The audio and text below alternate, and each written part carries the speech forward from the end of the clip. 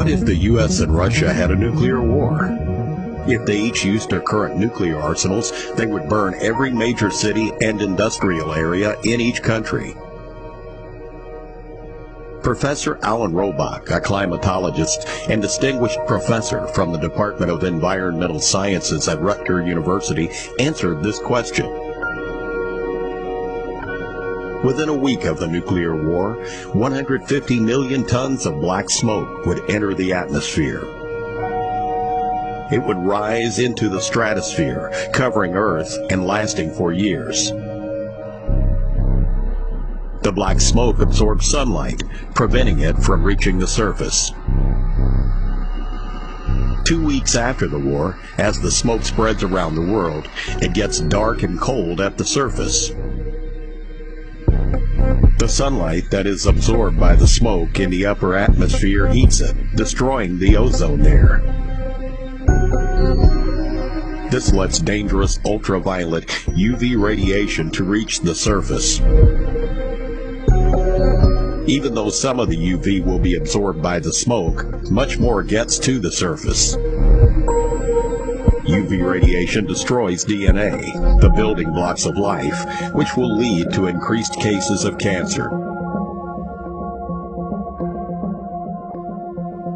After 2 months, temperatures over all continental land regions plummet below freezing.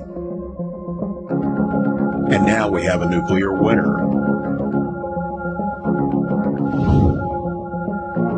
Agriculture grinds to a halt and will not be possible for several years.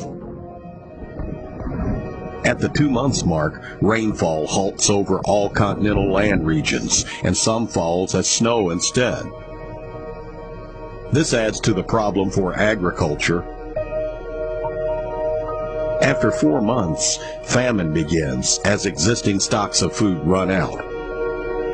Cold, dry, dark conditions prevent agriculture for several years.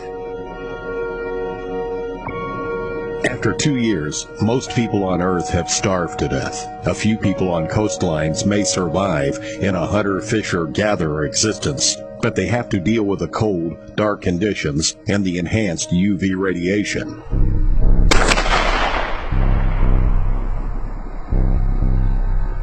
The number of survivors will be very low, and most will be in the southern hemisphere, far from the bombs, and surrounded by a warm ocean that will reduce the cooling. Year 4. Later, temperatures slowly begin to rise, but will not be back to pre-war conditions for another 20 years. Rainfall also slowly begins to rise.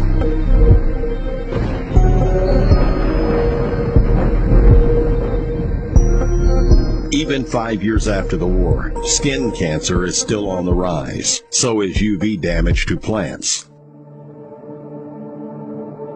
It would take around 10 years for nature to begin to take over once again. After 20 years, any survivors will still have to stay away from highly radioactive areas.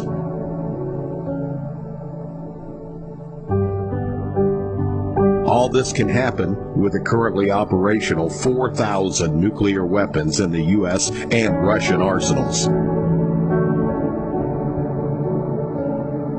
Even the use of 100 nuclear weapons by any of the 9 nuclear nations could produce climate change unprecedented in recorded human history and result in famine for billions.